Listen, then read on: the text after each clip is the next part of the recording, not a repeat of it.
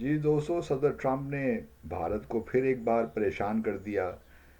وہ لگتا ہے کہ اب بھارت کی ٹرولنگ ہی کرتے جا رہے ہیں۔ گزشتہ روز انہوں نے ساؤتھ افریقہ کے جو پریزیڈنٹ ہیں سرل رامافوسا ان کو ریسیو کیا وائٹ ہاؤس میں، اور وہاں بھی میڈیا سے بات کرتے ہوئے انہوں نے کہا کہ جی میں نے پاکستان اور بھارت کے درمیان ایک بہت خونریز جنگ ہو سکتی تھی، اس کو رکوایا۔ تو سب کریڈٹ انہوں نے لیا، اور وہ کریڈٹ کیوں نہ لیں جی، ان کا تو مزاج خیر یہی ہے کہ وہ کریڈٹ لیتے ہیں۔ لیکن یہ ضرور ہے کہ ان کی میڈیشن تھی، انہوں نے بیچ میں انٹروین کیا، ان کی ایڈمنسٹریشن نے انٹروین کیا، اور دونوں سائڈس کو they were in touch with both sides, اور پھر انہوں نے ہی انکریج کیا کہ سیز فائر ہونی چاہیے، کیونکہ یہ جو اسکلیشن ہے یہ کہیں بھی جا سکتی ہے۔ اور چونکہ پاکستان واز ڈٹرمنڈ کہ اپنے اس نے ساورنٹی کو اور ٹیریٹوریل انٹیگریٹی کو پروٹیکٹ کرنا ہے، تو پاکستان کے لیے کی وجہ نہیں تھی کہ وہ ہر حد تک جاتا اس کا دفاع کرنے کے لیے۔ دوسری طرف بھارت نے پھر وہی کہا کہ جی کوئی امریکہ کا رول نہیں تھا، انہوں نے بات چیت ضرور ہم سے کی، لیکن جو فیصلہ ہے وہ ہم نے اپنے انٹرسٹ میں کیا، یہ ہمارے اپنے نیشنل انٹرسٹ میں فیصلہ تھا۔ اور ساتھ میں انہوں نے یہ کہا کہ چونکہ ہمارے آبجیکٹیوز مکمل ہو گئے تھے، ہم نے بقول ان کے جو ہے دہشت گردوں کے ٹھکانوں کو، ہیڈ کوارٹرز کو تباہ کر دیا، تو اس وجہ سے کوئی ضرورت نہیں تھی کہ ہم کنٹینیو کرتے، اور پاکستان کی جانب سے ریکویسٹ رہی۔ اب یہ مختلف بیانیے تو چلتے رہیں گے، پاکستان کی پوزیشن بھی ہمیں معلوم ہے، بھارت کی پوزیشن بھی ہمیں معلوم ہے۔ اب جو نیا اسٹیپ ہے وہ یہ ہے کہ دونوں جانب سے وفود باہر بھجوائے جا رہے ہیں۔ بھارت تقریباً کوئی 33 ممالک میں اپنے وفود بھجوا رہا ہے، اور مختلف ڈائریکشنز میں جائیں گے۔ اور پاکستان کا جہاں تک تعلق ہے، ہم بھی وفود بھجوا رہے ہیں کچھ 5 6 ممالک میں۔ تو ہمارا ایمفیسس شاید P5 کنٹریز پہ ہے، اور ساتھ میں چین پہ تو ہمارے وزیر خارجہ ہو ہی آئے۔ تو اب بیانیہ کیا ہونا ہے آگے، کس طرح معاملات چلنے ہیں؟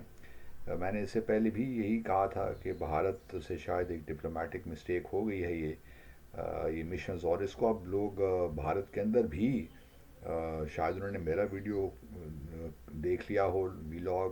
لیکن یہ ہے کہ وہ بھی اب آہستہ سے تنقید کر رہے ہیں کہ یہ کچھ اچھا اقدام نہیں تھا، اس سے آپ تو مزید اپنے آپ کو ری ہائیفنیٹ بھی کر رہے ہیں پاکستان سے، اور پھر کشمیر کے معاملے کو بھی یہ انٹرنیشنلائز کرے گا یہ، اور پاکستان کی پوزیشن تو بڑی مستحکم ہوگی۔ تو اب دیکھنا یہی ہے کہ کس لیول پہ اور کیسے ملاقاتیں ہوتی ہیں۔ اور ششی تھرور صاحب بھارت کے جو ہیں وہ کافی اوبویسلی ہسٹورین بھی ہیں، پولیٹیشین بھی ہیں، بہت اچھا لکھتے ہیں، اور میں ان کا فین تو ہوں، اس میں کوئی شک نہیں ہے۔ جہاں تک ان کی جو انٹلیکچوئل ڈیپتھ ہے اس کا میں فین تو ہوں۔ میری خود بھی ان سے 1 2 بار ضرور ملاقات ہوئی ہے جب میں بھارت میں تھا، بلکہ پاکستان ہاؤس بھی آئے تھے ہماری ایک دعوت پر، تو ان سے کافی گپ شپ بھی رہی، اور میں ان کو ذاتی طور پہ تو پسند کرتا ہوں، وہ ان کے خیالات کی الگ بات ہے، لیکن ششی تھرور کو بحیثیت Shashi Tharoor I do admirer ہم، اور ان سے بات چیت کرنے کا مزہ بھی آتا ہے۔ تو اب بات تو بس اب یہی ہے کہ آگے دیکھتے ہیں کس طرح معاملات آگے بڑھتے ہیں۔ پاکستان نے البتہ ایک فیصلہ لیا کہ جو ایئر اسپیس ہے بھارت کے لیے، پہلے 1 ماہ کے لیے بند کر دی، اس کو 1 ماہ کے لیے مزید ایکسٹینڈ کر دیا۔ ہوتا یہ ہے کہ جو انٹرنیشنل سیویشن اتھارٹی ہے، آرگنائزیشن جو ہے،